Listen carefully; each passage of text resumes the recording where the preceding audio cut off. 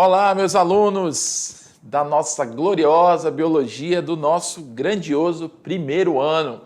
Aqui, professor Silvio Santos com vocês, a nossa queridíssima mediação tecnológica, sempre presente aí nessa pavimentação do futuro de vocês. Eu costumo dizer que é sempre um prazer a gente estar aqui junto. Por quê? Porque eu sei que de alguma forma eu estou contribuindo para a melhora, né? Para a sua melhora como cidadão, para a sua melhora como pessoa, tá bom? E dentro da biologia, que é aquela disciplina que eu amo, né? Vale ressaltar que agora, se vocês prestarem atenção, tem uma diferença, um parênteses aqui, né? Eu estou sem máscara, tá bom, pessoal? Então, claro, a máscara é um protocolo de segurança para esses tempos de pandemia. Porém, aqui no estúdio eu estou sozinho, né? O cinegrafista não está aqui, não se encontra no mesmo ambiente que eu. Então, por isso, né, eu estou sem máscara hoje. Fica mais tranquilo até para a comunicação, né? Para a gente para vocês estarem entendendo melhor através da leitura labial, enfim. Tudo isso contribui para um melhor entendimento da aula. Mas em tempo de pandemia, a questão da máscara, né, sendo obrigatória aí sempre que necessário. Tá bom, pessoal? Então, voltando na questão da biologia, a gente está aí nesse primeiro ano falando sobre a célula e hoje, né, nós estamos, como eu sempre falo, a gente está vindo de fora para dentro da célula. Então a gente já viajou pela membrana, a gente já viajou pelo citoplasma, ou hialoplasma, ou citossol, como vocês queiram, e agora a gente está adentrando no núcleo, a gente está aí de uma certa forma indo na parte mais, digamos assim, como se fosse o cérebro de uma célula, que é a parte do núcleo, tá bom? Então joga na tela, vamos ver o que tem para hoje, vamos ver o que a gente tem para estar falando aí, né? Nós temos aqui o quê? Temos núcleo parte 1, tá bom? Lembrando, se eu estou falando de núcleo, é sinal que eu estou falando de células procariontes ou eucariontes. Me diz aí. Se a gente vai estudar núcleo, logo a gente vai enfatizar a célula eucarionte, tá, pessoal? Por quê? Por quê, professor? O senhor está fazendo essa relação da célula da aula sobre núcleo com a célula eucarionte? Simples, porque porque as células eucariontes são as células que possuem núcleo. As células procariontes não possuem núcleo. Então, se a gente vai falar de núcleo, a gente se refere a esse tipo de célula aqui, tá bom? Eucarionte. Então, componentes do núcleo e material genético. Vale lembrar, é uma coisa interessante, né? Quando uma célula, pessoal, não tem núcleo, não significa que ela não tem material genético. Essas duas situações aqui, ó, os componentes do núcleo que a gente vai ver, legal, a gente vai ver o que tem no núcleo, isso se relaciona às células, claro, que possuem núcleo eucariontes. Agora, material genético não quer dizer que só existe em células que possuem núcleo, tá bom? O material genético, ele fica disperso no citoplasma, nos seres procariontes, por eles não terem núcleo, tá bom? Fica fixada então essa informação. Volta lá para a tela, vamos ver, vamos dar continuidade aqui. Então, os componentes do núcleo, né?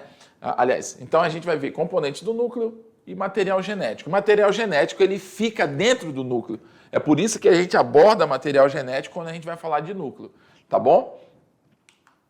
Então, as habilidades dessa aula. Reconhecer os diferentes tipos de organização e a forma de obtenção de energia dos seres vivos, tá?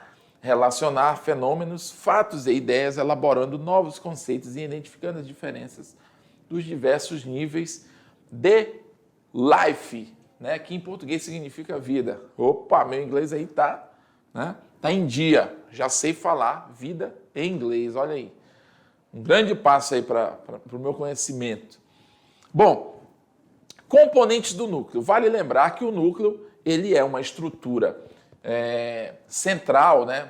Quando eu digo central, é no sentido assim, dele possuir a função administrativa da célula, tá bom?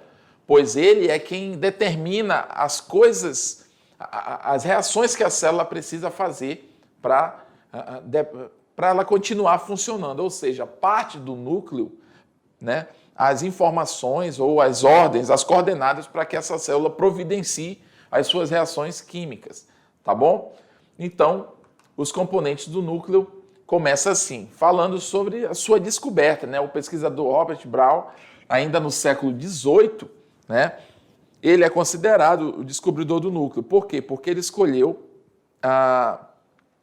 o nome que ele escolheu expressa essa convicção, né? A palavra núcleo vem do grego nux, que significa semente, né? Ou seja, então do núcleo parte ali o que virá da origem, né, ao ser vivo, geneticamente falando.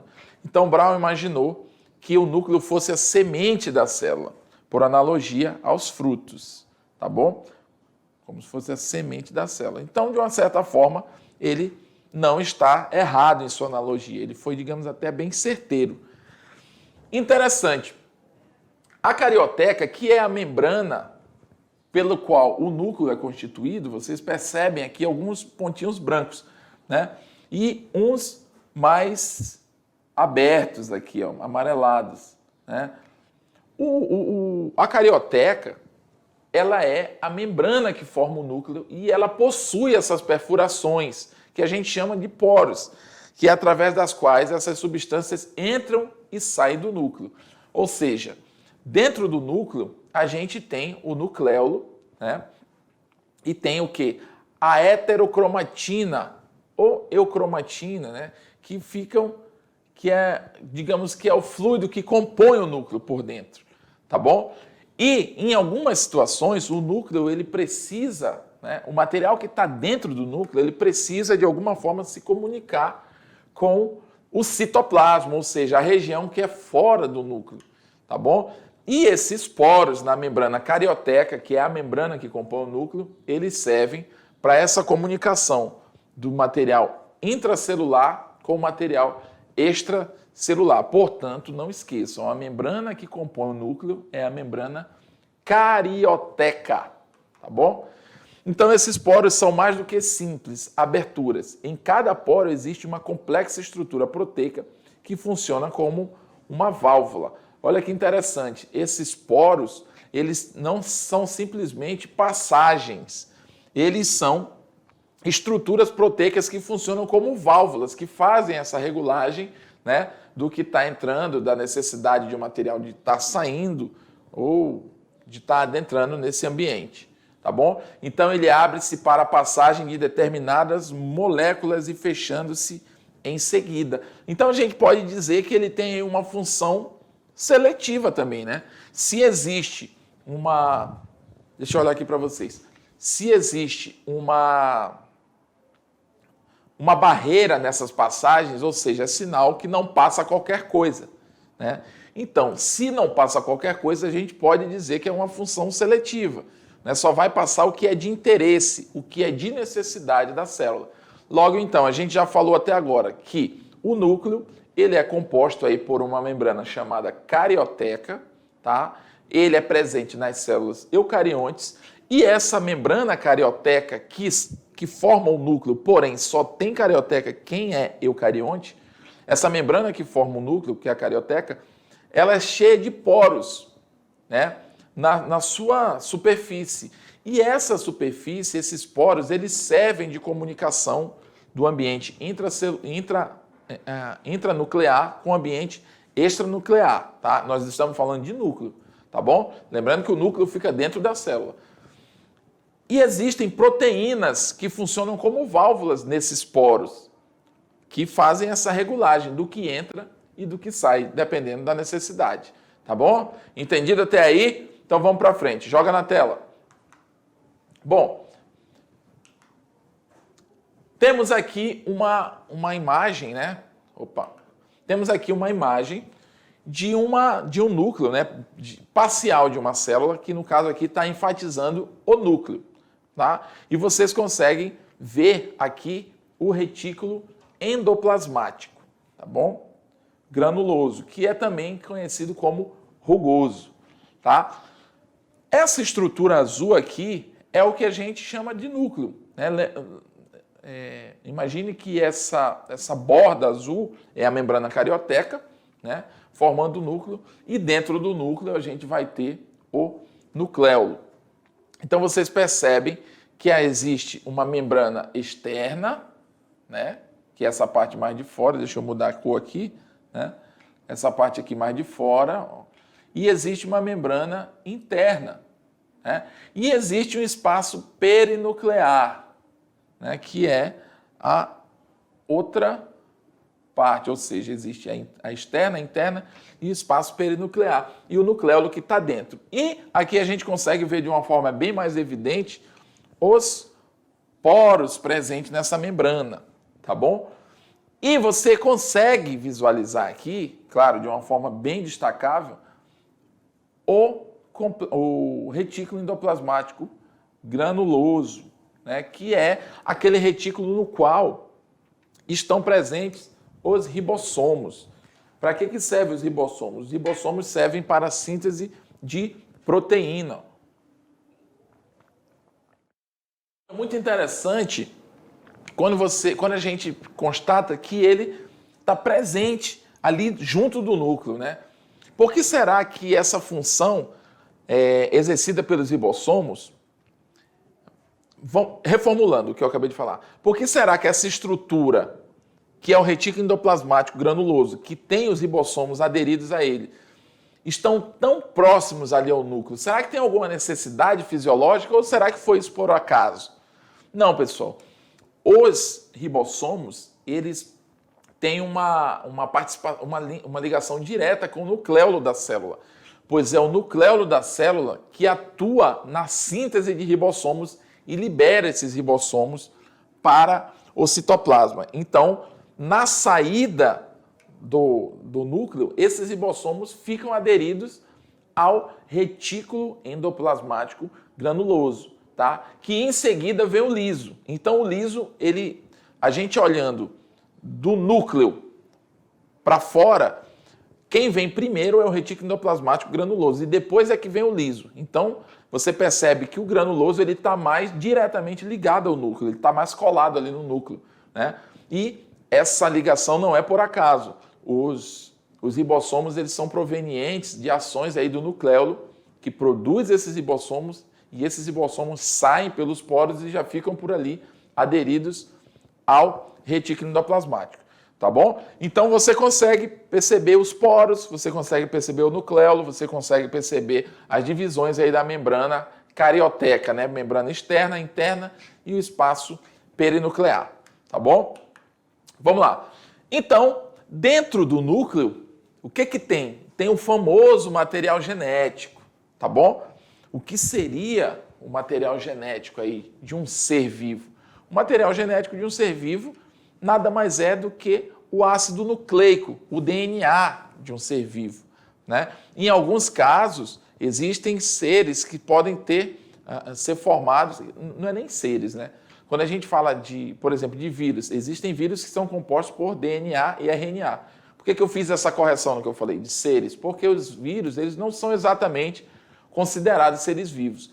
E no caso dos vírus, que são um caso à parte, né, de moléculas, eles podem ser formados ou por DNA ou por RNA, tá? Mas isso é uma outra história, segundo ano, isso você vai ver com mais propriedade isso. De qualquer forma, tanto DNA quanto RNA são o que a gente chama de ácidos nucleicos. Por que são ácidos nucleicos? Porque são moléculas ácidas e ficam no núcleo, entendeu? Então nós temos DNA, ácido desoxirribonucleico, e temos o RNA, ácido ribonucleico. No caso aqui dessas figuras, nós temos que ficam, né, dentro do núcleo, nós temos os cromossomos. Eu acho que vocês já ouviram falar sobre isso, né? Em algumas aulas no fundamental, às vezes a gente cita alguma coisa sobre os cromossomos como uma parte bem introdutória, sobre a composição das células também, né? E aqui a gente vai aprofundar um pouco mais e no terceiro ano você vai precisar saber muito sobre isso aqui, tá bom? Então, nesse caso aqui, a gente está mostrando uma estrutura, né, um genoma humano. Se vocês perceberem, nós temos 23 pares, né? Nós temos 23 cromossomos aqui, né? Como assim? Não é 23 pares, a gente tem 23 cromossomos. Ó, você consegue ver aqui, tá bem aqui assim, ó. Tá aqui, né? Tá aqui o 22, tá bem aqui assim, ó. O 22 e o 23º ou vai ser Y ou vai ser X, entendeu? Todos nós seres humanos, nós temos 46 cromossomos. O nosso cariótipo, que é a quantidade de cromossomos que a gente tem, ele é composto normalmente por 46 cromossomos, tá? 22 são cromossomos autossômicos e né? Calma lá, repetindo. Nós temos 46 cromossomos, portanto, 23 pares de cromossomos, tá bom? E esse último par pode ser XX ou pode ser XY. Se for XX, vai ser mulher. Se for XY, vai ser homem, tá? E todo esse material aqui que a gente está vendo, eles estão presentes dentro ou guardados dentro do núcleo. Ah, professor, e no cachorro, e no passarinho, e na cobra? Cada um vai ter seu genoma, cada um vai ter seu cariotipo, ou cariótipo, né? Mas, de qualquer forma, independente do ser vivo, esse material genético ele vai estar concentrado dentro do núcleo, tá bom? Então, voltando lá para a tela.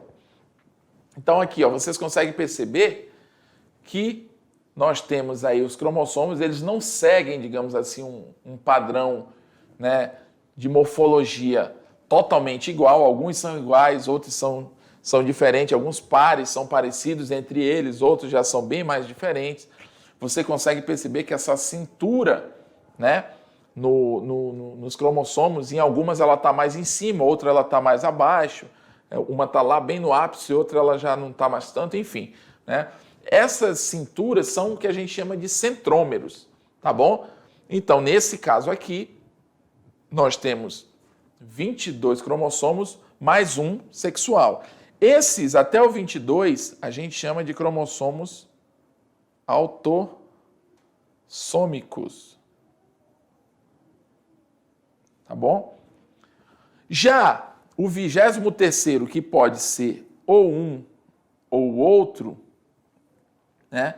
Eles são o que a gente chama de cromossomos sexuais. Tá? Por que cromossomos sexuais? Porque eles participam da formação, né, do sexo do indivíduo. Ou seja, eles não são simples cromossomos autossômicos.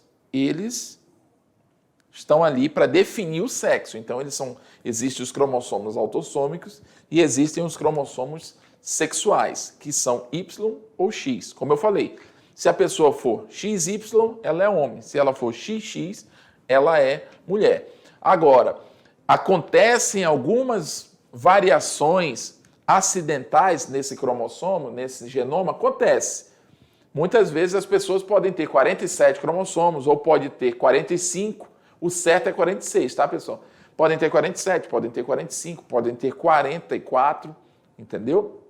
Isso são que vão causar algumas síndromes, algumas malformações que podem ocorrer e que vocês podem já ter visto alguma dessas em algum lugar, numa reportagem sobre alguma coisa do gênero, enfim, tá bom? Mas o normal, o cariótipo normal de um ser humano são 46 cromossomos.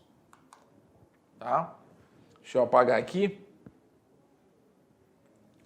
Bom, aquilo ali era um desenho, tá? Mas quando você vai fazer um exame, né, de uma cariotipagem, esses cromossomos, eles são revelados, digamos assim, em laboratório dessa forma.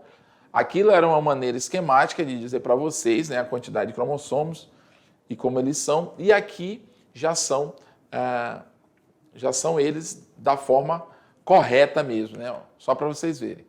Aqui a gente tem um formato didático, aqui a gente tem um formato mais real, tá bom? Então esses são, é assim que a gente vê os cromossomos no exame de cariotipagem, tá bom? Que é justamente a listagem dos cromossomos presentes nos nossos núcleos, tá? Então, o que são esses cromossomos, pessoal?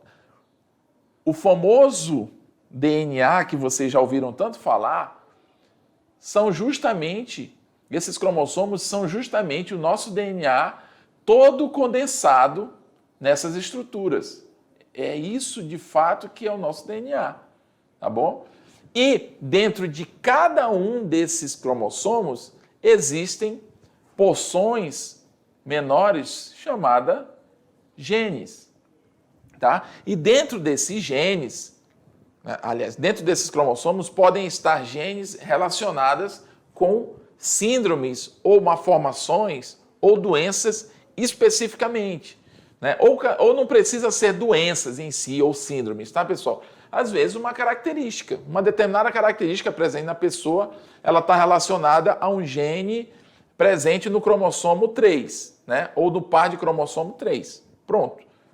Entendeu? Então, dentro de cada, assim como pode ter uma característica relacionada ao par de cromossomo 10, assim, por exemplo, como pode ter uma característica relacionada ao cromossomo 21, que é a síndrome de Down, né? Na síndrome de Down, a pessoa não vai ter 46 cromossomos, ela vai ter 47 cromossomos, entendeu? Por quê? Porque lá no cromossomo 21, a síndrome de Down, ela é uma formação relacionada ao cromossomo 21, tá bom? Ao par 21. Então, o cromossomo 21, ele vai apresentar o que a gente chama de trissomia. Onde era para ter 2, né? É o par de cromossomos,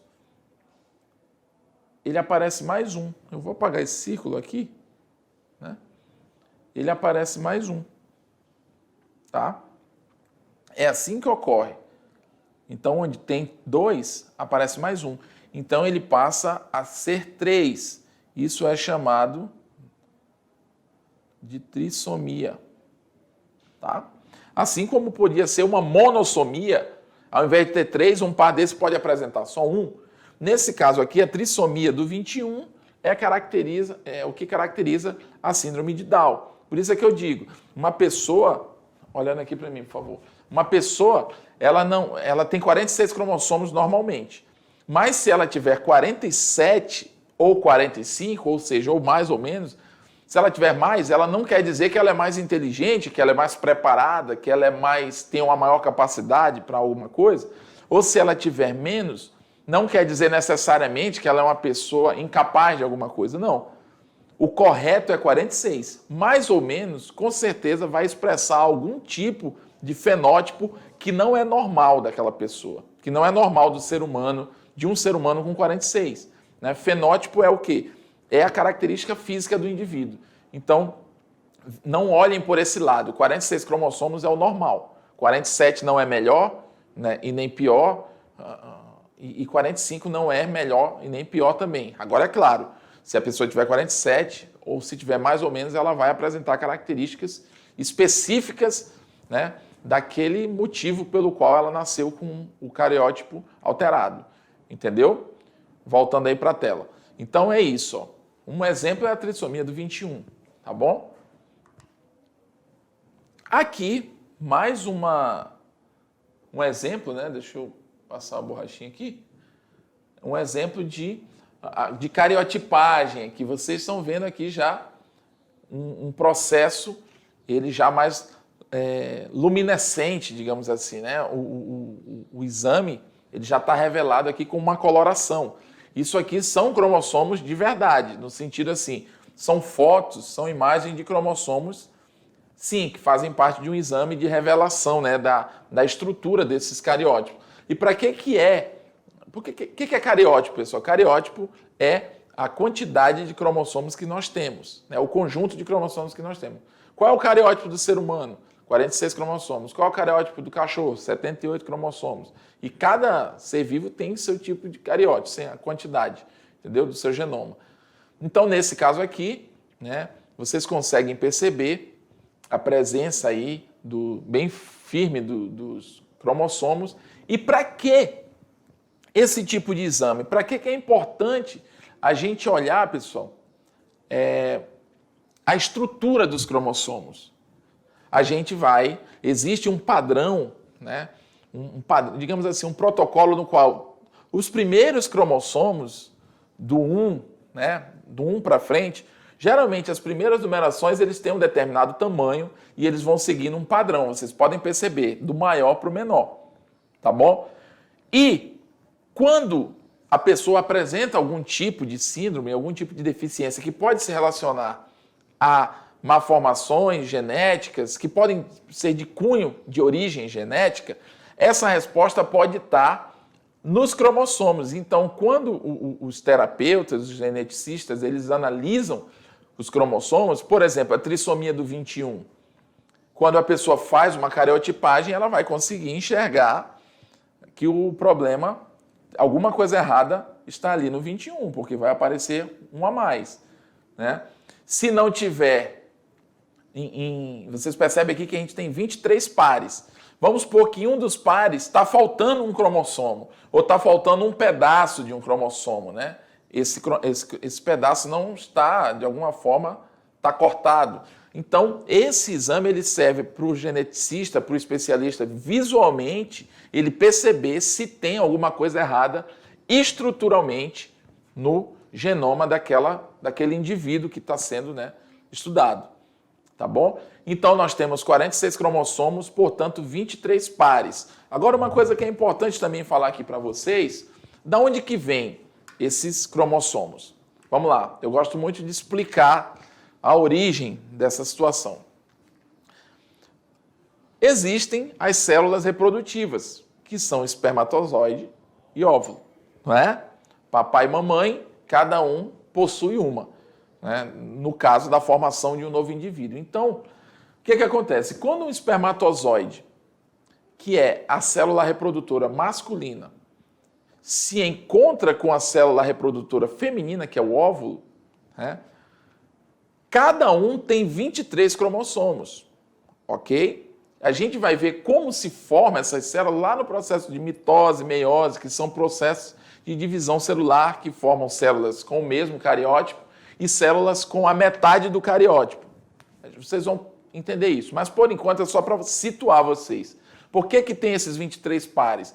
Se tem 23 pares, significa que existem 46 cromossomos. Então, 23 pares de cromossomos são 46 cromossomos. É a mesma coisa, entendeu?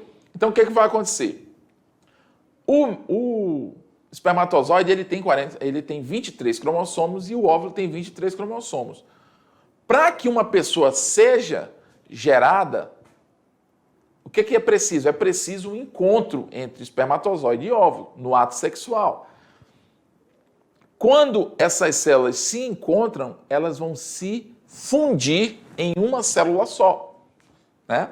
Levando 23 cromossomos do papai, 23 cromossomos da mamãe. Quando elas se fundem num processo chamado fecundação, né?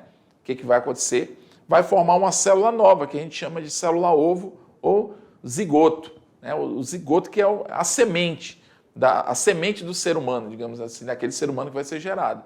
E a partir daí, essa célula agora passa a ter 46 cromossomos. Por isso, ela passa a ser chamada de célula somática, tá? Toda célula somática, ela já possui a união do macho e da fêmea. Portanto, agora ela já tem os genomas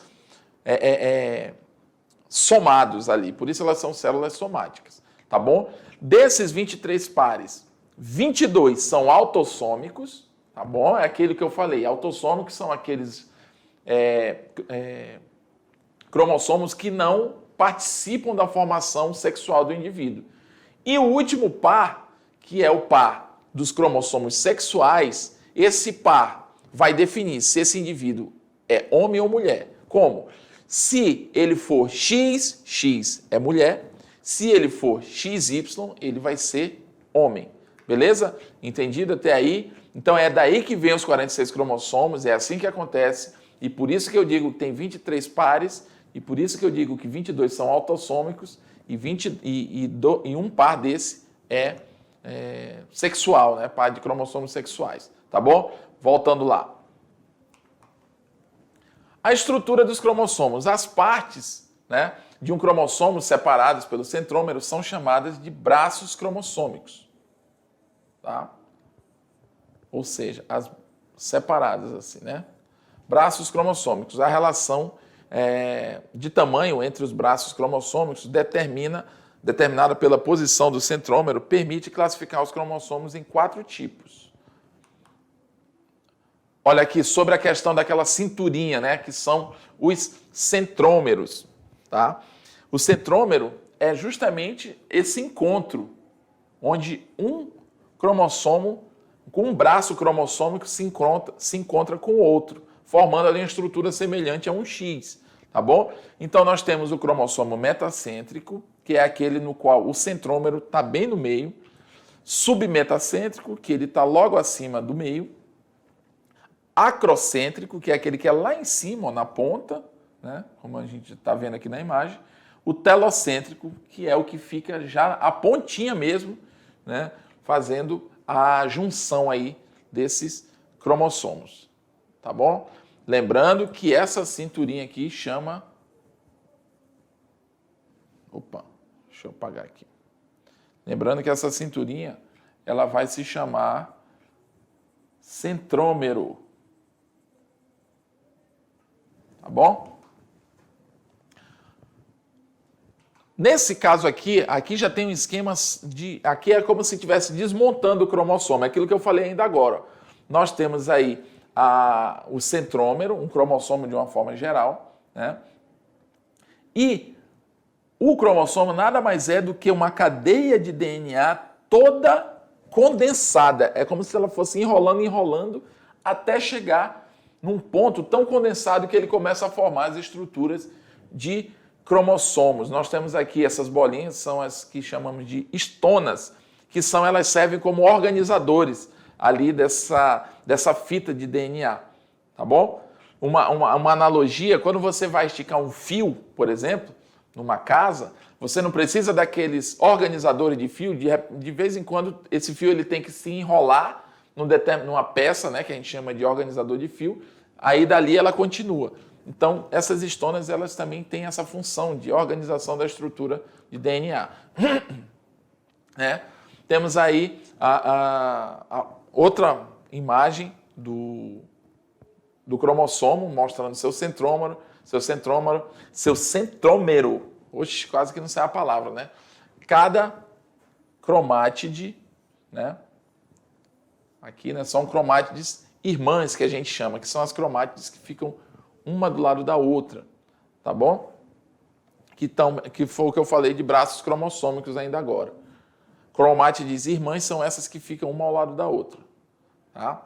Material genético, nós falamos, né, alguma coisa aqui ainda agora, por exemplo, a ribose e a desoxirribose. A ribose forma o RNA, a desoxirribose forma o DNA. Da onde que vem ribose? Né? Da onde que vem RNA? Tá? Ácido ribonucleico, por isso é RNA. A desoxirribose é ácido desoxirribonucleico, por isso que tem essa nomenclatura, né, o DNA e o RNA. E aqui são as cadeias químicas que formam esses açúcares, essas pentoses, né? Nada mais são do que tipos de açúcares, que são a ribose e a desoxirribose. Se na molécula, no ácido nucleico, for a ribose, a gente está falando de RNA. Se a molécula for composta por desoxirribose, estamos falando de DNA. Mas as duas são pentoses, tá? Ou seja, formada por 5 carbonos, uma cadeia aí, né?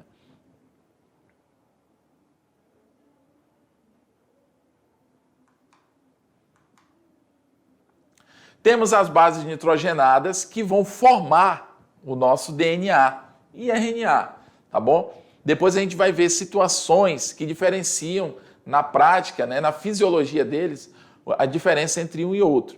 Mas aí nós temos as bases púricas, que são guanina e adenina, tá? Gravem esses nomes. E temos as bases pirimídicas ou as pirimidinas, que são citosina, uracila, né?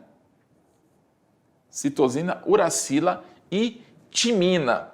Essas bases nitrogenadas, elas vão se ligar. É a ligação entre elas que vai formar a estrutura de DNA ou RNA, entendeu? Elas se ligam, só que não se ligam ao acaso. A adenina vai sempre se ligar com a timina, deixa eu botar outra cor aqui, a adenina vai sempre se ligar com a timina, a guanina vai sempre se ligar com a citosina. E a uracila ela vai aparecer numa situação mais pontual, que é lá no RNA, tá? Mas ela vai se ligar com a adenina, tá bom? E a gente vê isso depois. Um fosfato, ou seja, o DNA ele é formado por o material genético, né? Ele é formado por um fosfato, uma base nitrogenada, que é aquela que a gente acabou de ver, pode ser púrica ou pirimídica, um fosfato e uma pentose, que é a ribose, que a gente viu lá. Ribose ou desoxirribose. Portanto, deixa eu voltar aqui, né? Então, o DNA, ele vai ser formado, DNA ou RNA, ele vai ser formado por um açúcar que pode ser, que é a ribose, né? Pode ser a ribose ou a desoxirribose, lembrando que isso aqui é um tipo de açúcar, tá?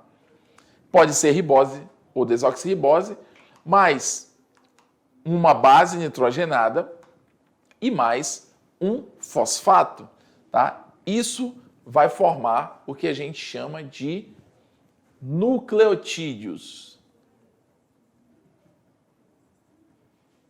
Nucleotídeos. Esses nucleotídeos são as moléculas que vão formar o DNA. Então, o DNA é formado por vários nucleotídeos e esses nucleotídeos, por sua vez, são formados por uma pentose,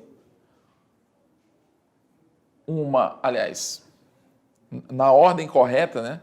Seria aqui, ó. Eles vão ser formados por um fósforo, uma pentose e uma base nitrogenada, né? Então, aqui é o fósforo, aqui é a pentose, que pode ser a desoxi ou a ribose, desoxirribose ou ribose, e aqui a base nitrogenada, tá bom? Então, isso vai formar o que a gente chama de nucleotídeo, é o que eu acabei de desenhar, ó. Fósforo, a pentose, que pode ser desoxirribose ou ribose, e mais a base nitrogenada, que pode ser adenina, timina, citosina ou guanina ou uracila, tá bom? Mas existem umas diferenças aí entre RNA e DNA com relação a essa uracila, tá bom? Então, ó, como eu falei, tem fosfato, pentose, base nitrogenada, tá bom? Em resumo, o DNA é o ácido desoxirribonucleico. É uma molécula presente no núcleo das células de todos os seres vivos e carrega toda a informação genética de um organismo. Portanto, o DNA é o cara, né? É formado por uma fita dupla em forma de espiral. Vocês conseguem ver aqui como se fosse uma escada retorcida, digamos assim, tá? A gente chama também de dupla hélice, esse modelo. E é composta por vários o quê? Nucleotídeos. Cada nucleotídeozinho, cada aparato desse aqui, ó, que você vê uma perninha, no caso, colorida, com mais uma letra em cima, é um nucleotídeo, que por sua vez é formado por aquela estrutura que eu acabei de falar. Um fosfato, uma pentose e uma base nitrogenada. E sempre a adenina se liga com a timina, como eu falei ainda agora, a guanina com a citosina, ou vice-versa. Tá bom? É constituída, né, no caso do DNA, é constituída por 3 substâncias químicas, como eu já falei, bases nitrogenadas, timina, adenina, timina, citosina e guanina. Geralmente essas bases nitrogenadas são representadas na biologia pela letra inicial. Então, quando a gente estiver falando de bases nitrogenadas, o A significa adenina, o T significa timina, o C significa citosina e o G significa guanina. Tá? A pentose ela vai ser um açúcar que apresenta moléculas formadas por 5 átomos de carbono. Essa pentose pode ser desoxirribose ou pode ser ribose. Se a gente estiver falando de desoxirribose, é DNA. Se a gente estiver falando de ribose, é RNA. E um grupo fosfato, tá bom? Que é um radical de ácido fosfórico. Beleza, pessoal? Então, essa foi a primeira parte da aula sobre núcleo, né? Dentro do núcleo é isso que existe, é assim que funciona a dinâmica. Agora, é claro, eles estão ali para determinadas funções. Aqui a gente só viu o que tem lá dentro e falou sobre alguns conceitos do que aquilo é necessário. Nas próximas aulas a gente vai estar entendendo melhor a fisiologia nuclear. Por que o núcleo é importante? Por que esse material genético ali ele é necessário para a manutenção das atividades celulares. Tá bom? Se você não entendeu alguma coisa ou deixou passar em branco, vamos lá para a nossa revisão, dar uma relembrada aí no que a gente viu. Vamos lá?